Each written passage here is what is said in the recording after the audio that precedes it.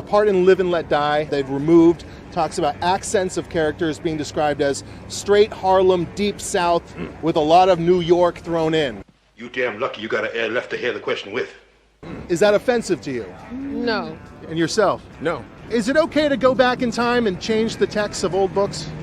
I don't think so, if they're changing it for common understanding, but if they're changing it to edit the context, then no. I think it's good to keep them as is and change stuff going forward in the future. I don't think we should necessarily go back and change things. It's a different era. Some of them you just laugh at. I mean, James Bond, come on, you're looking back at it and you're like, really? Man talk.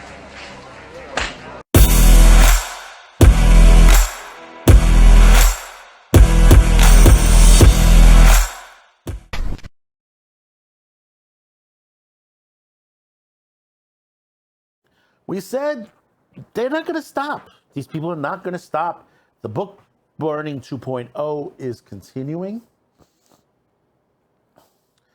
As is said in the line in Fahrenheit 451, the thoughts that some of these people have, they say, oh, to make everyone equal, we have to burn all these books, as it was said on there, all of them. And this is what they want. They want to change history. They want to take things and edit them out because they say, oh, it's racist and stuff like that. But these are books that were written many years. They're afraid of books from many years ago. 50, 60, 70 years ago on there. We saw the Ronald Dahl thing with the Charlie and the Chocolate Factory and Matilda and all that. And now, Penguin is reversing that they're not going to be changing the editions on there. But this one snuck by a lot of us. And it's a shame because, I'm a fan of Ian Fleming's, some great novels that he wrote.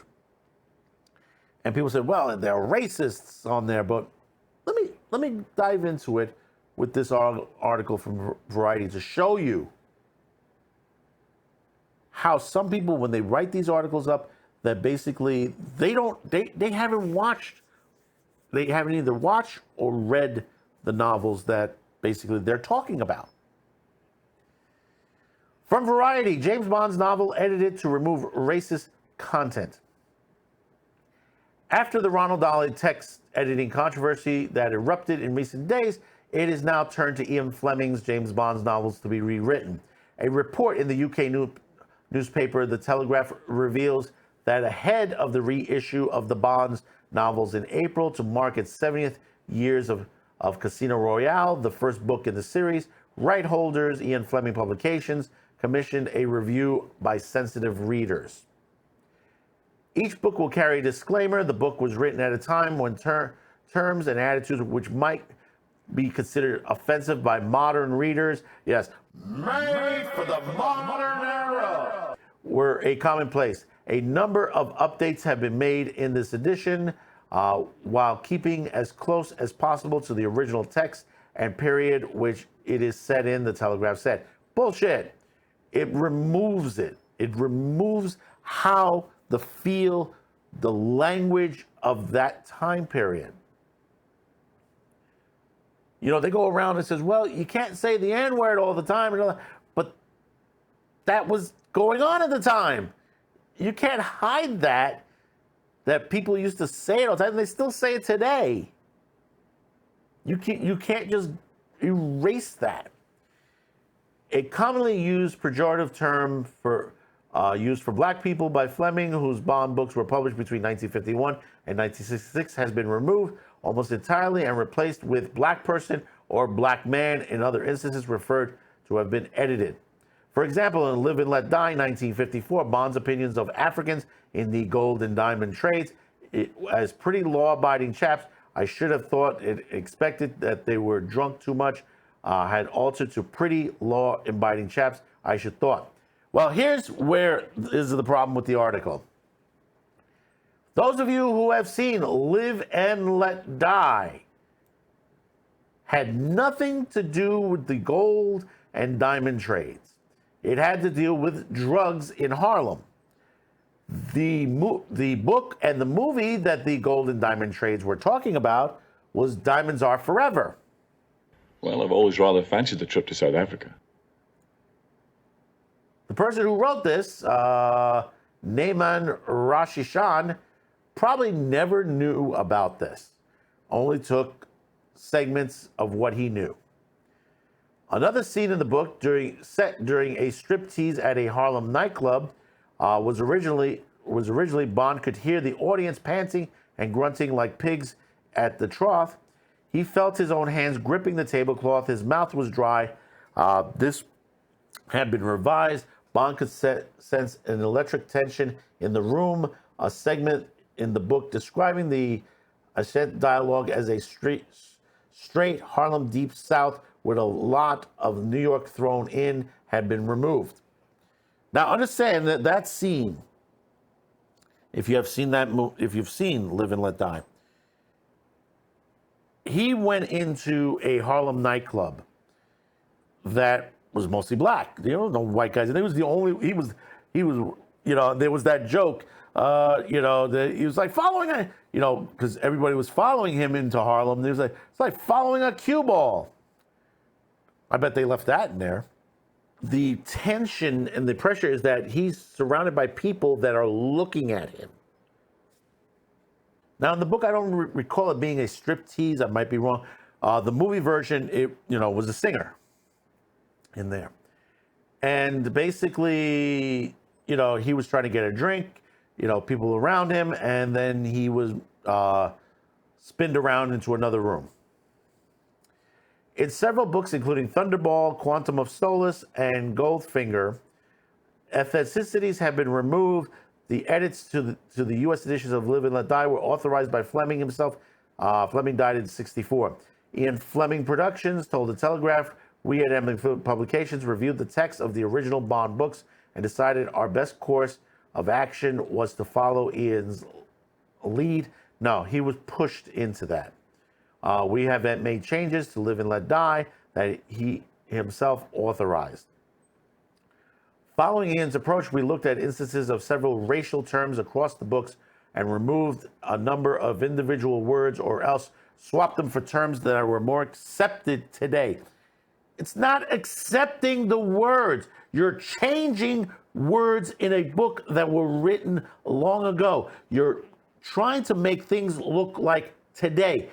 You can't. Was there racism in that time period in Live and Let Die? Yes! On both sides.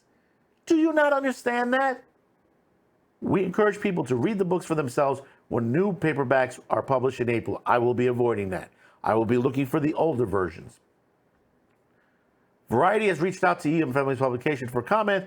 The James Bond films are one of the most successful franchises of all time, grossing $7.8 billion. The last film, No Time to Die, which was awful, released in 2020, marked the retirement of Daniel Craig. They killed James Bond. I'm going to tell you that. They killed James Bond. For what? For woke ideologies. See, this is just the points, what they want to erase things. They want to rip down the statues. They want to, tell you that, everybody was a slave owner in the United States back in the early days when they weren't. They're going to tell you, oh, this, that, and the other thing. Angela Davis found out that in the last week that, her ancestors were on the Mayflower. Yes, that's right. Her ancestors were on the Mayflower, which makes her ancestors not from Africa. She's only black by marriage because of later in life of I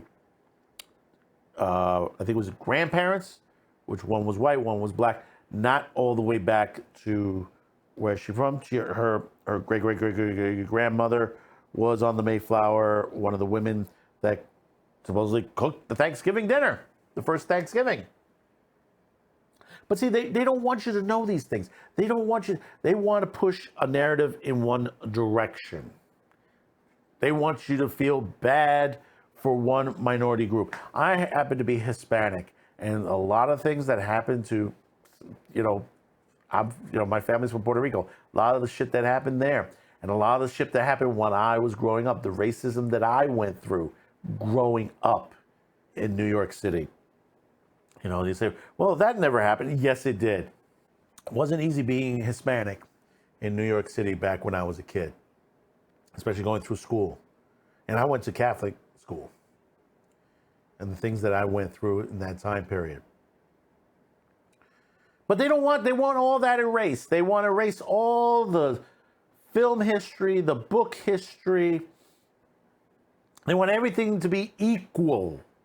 Equal. Like I said again, it's like that scene in Fahrenheit 451. The equity, the equal, they want everything, all that together. And the only way you're going to do that is to burn the books. You know, that's the only way to, you know, to make things to be that, you know, you have this utopia. Guess what? It's never going to fucking work. Never. You know, this is why, you know, you have situations where kids can't read, they can't do math, they can't spell, you know, because they're trying to push all this into these kids' minds. They say, well, we don't teach enough black history. This is, you sure of that? I tell you, when I was growing up, I had Euro, African, and Asia taught to me as far as history. My American history was separate. I didn't have my history class. My American history class was separated from world history. We didn't get that from the same teacher. We got it from two teachers, two different teachers. This was in my high school days. You know, when they say, well, they don't teach it, they teach it. Especially in the Catholic high school, they did at the time. But this is the mentality. This is the Marxist thought pattern that's been going on for quite some time now. Live and Let Die happened to be one of the really good Roger Moore ones. Now understand, here's the instant. And you have to look at this perspective from one of the characters in the movie. Yaphet Kotto was the main villain in the movie. He played Dr. Kananga, who was a prime minister of a corrupt Caribbean nation. He was funneling drugs through a crime lord by the name of Mr. Big. There's one little question that he wants answers for. In that case, you better ship me back to the island and let him ask in person. I'm not in the habit of giving answers to lackeys.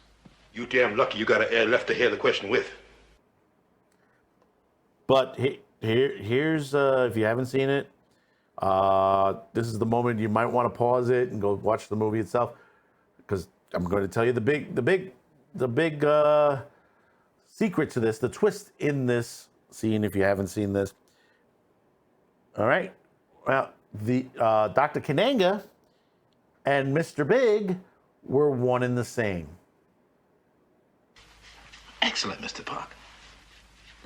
That's precisely what I intend to do. 2 tons of it, to be exact. When entering into a fiercely competitive field, one finds it advisable to give away free samples. Man or woman, black or white, I don't discriminate. An intelligent, well-educated black man, Dr. Kananga, acting as a street hustler, Mr. Big. And in the language that would be on a Harlem street, not the intelligence that he was, because he was a prime minister of a Caribbean country. Think about that for just a moment. That this man was hiding as someone to push drugs into Harlem, pretending to be from their community, and he wasn't. He wasn't from their community. He was from another country. Okay? Put that in the thought pattern. That's why I liked this movie. It was really good because, you know, it showed that basically there were outsiders. Even though they were black, there were outsiders who pushed drugs into this country. It's the same thing, and this goes back to the slave trade. You know, people said, well, it was the white man that did slave trade, but it was African tribes that were selling their own people to the Portuguese, to the Spanish, to the English, to the Brazilians, to the Middle East, to Asia, you know. And it's the same thing today. You know, you have those in other countries pushing out, you know, for example, you got a lot of those cobalt mines are being mined by children. They're using that to push that out to us in our batteries and stuff like that. You know, it's to say it's that thought pattern. You got to think it's that perspective. There are those who would take advantage of other countries, pretend that they're doing one thing and they're doing something else.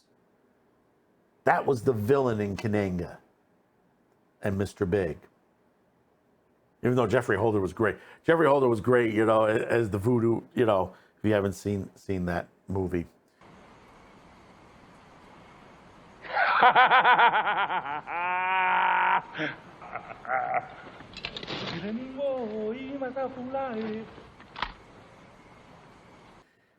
Do check it out. You know, I think is it available right now? It's available, I believe, on HBO Max.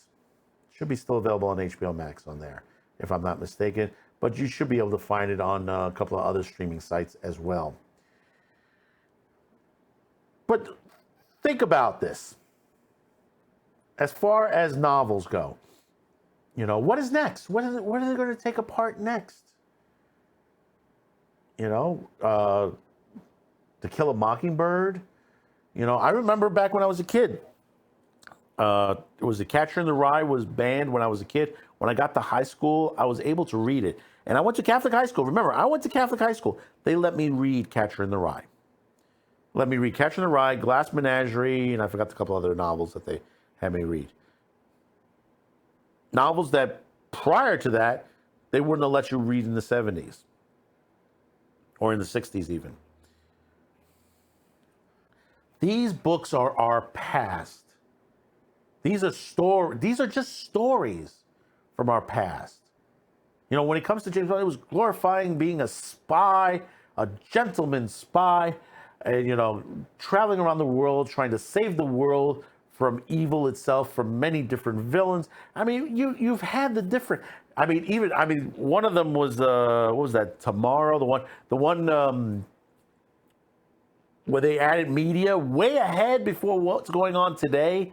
That they had that media mogul who was trying to control the world by causing some of the news issues that he was putting on his channel.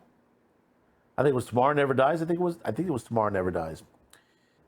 I mean, think about each of the villains. Go from Dr. No straight on to the current. Think of each of the villains and how they were representative on, you know, as far as what they were doing to the world. Another example is the man with the golden gun, Christopher Lee.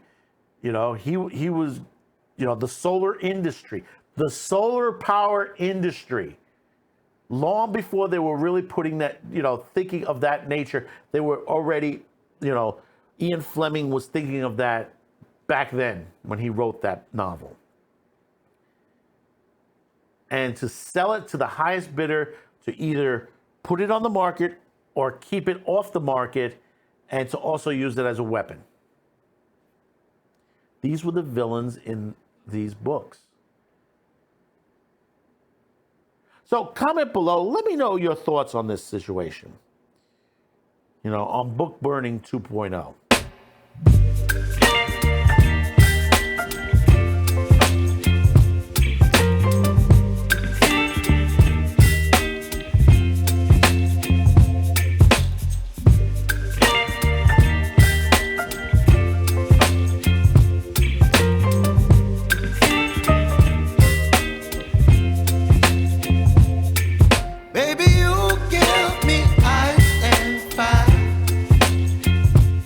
Giving me wind and rain.